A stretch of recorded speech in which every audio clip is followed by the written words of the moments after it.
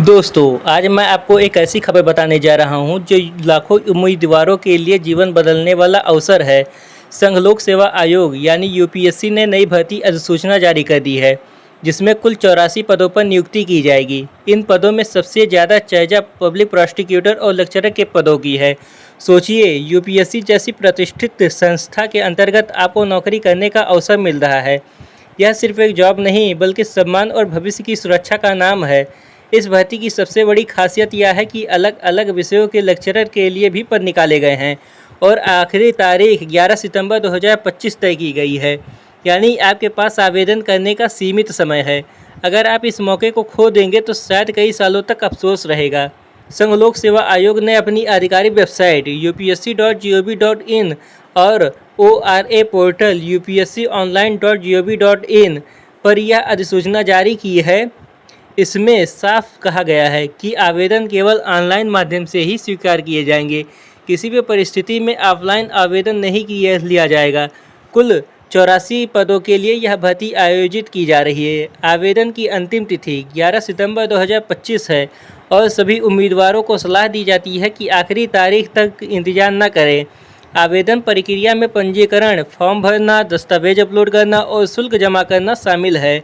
यह भर्ती न सिर्फ एक रोजगार का अवसर है, बल्कि यूपीएससी जैसे सर्वोच्च संस्थान के साथ जुड़ने का सुनहरा मौका है। अब आइए जानते हैं पदवार रिक्तियों के बारे में। असिस्टेंट पब्लिक प्रोसिक्यूटर के लिए 19 पद निकाले गए हैं।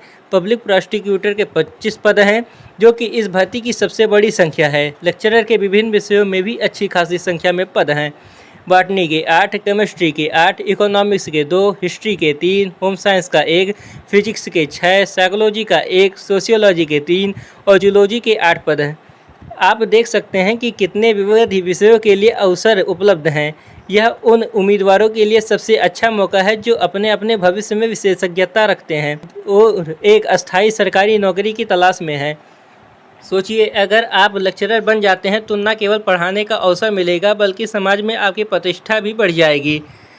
अब बात करते हैं पात्रता की। हर पद के लिए शैक्षणिक योग्यता अलग अलग रखी गई है। लेक्चरर के लिए संबंधित विषयों में मास्टर डिग्री अनिवार्य है। पब्लिक प्रोसिक्यूटर और असिस्टेंट पब्लिक प्रोसिक्यूटर के लिए लॉ में डिग्री और साथ ही आवश्यक अनुभव भी जरूरी है। आयु सीमा पद के अनुसार अलग अलग है और इसमें सरकारी नियमों के तहत आरक्षण वर्गों को आयु में भी छूट दी जाएगी। इसलिए आवेदन करने से पहले उम्मीदवारों को सलाह दी जाती है कि वे यूपीएससी की आधिकारिक अधिसूचना को ध्यान से पढ़ें और अपनी पात्रता की पूरी तरह पुष्टि कर लें। याद रखें, अपात्र उम्मीदवार का आवेदन सीधे खारिज कर दिया जाएगा। अब बात करते हैं इसके सिलेक्शन प्रोसेस की। इस भर्ती की चयन प्रक्रिया लिखित परीक्षा और इंटरव्यू के आधार पर होगी। सामान्य और ईडब्ल्यूएस वर्ग के उम्मीदवारों को कम से कम 50 अंक, ओबीसी वर्ग के 45 अंक और एससी, एसटी, पीडब्ल्यूबीडी वर्ग के 40 अंक प्राप्त करने होंगे। यानी कि आपका अंतिम चयन पूरी तरह आपके प्रदर्शन पर निर्भर करेगा। यूपीएससी हमेशा से सख्त और पारदर्शी प्रक्रिया के लिए जाना जाता है, इसलिए उम्मीदवारों को गंभीरता से तैयारी करनी चाहिए। अब बात करते हैं आवेदन प्रक्रिया की। उम्मीदवारों को सबसे पहले यूपीएससी की आधिकारिक वेबसाइट पर जाना होगा। वहां रिक्वायरमेंट सेक्शन में जाकर ऑनलाइन रिक्वायरमेंट एप्लीकेशन यानी ORA लिंक पर क्लिक करना होगा। सबसे पहले आपको पंजीकरण करना होगा।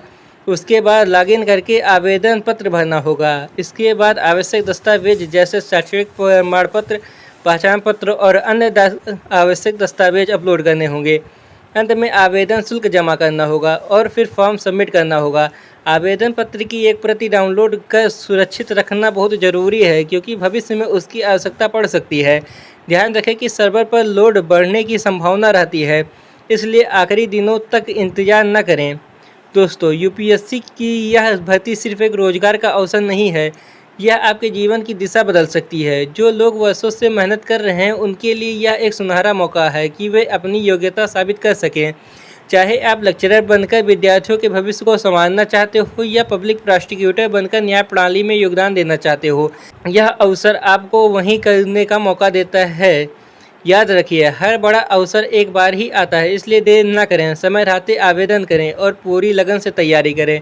और हाँ, अगर यह जानकारी आपके लिए उपयोगी रही हो तो इसे दूसरों के साथ भी ज़रूर साझा करें, ताकि कोई भी इस मौके से वंचित न रह जाए। चैनल को सब्सक्राइब करना ना भूलें, क्योंकि हम आपके लिए ऐसी ही महत्वपूर्ण और भरोसेमंद जानकारी लाते रहेंगे।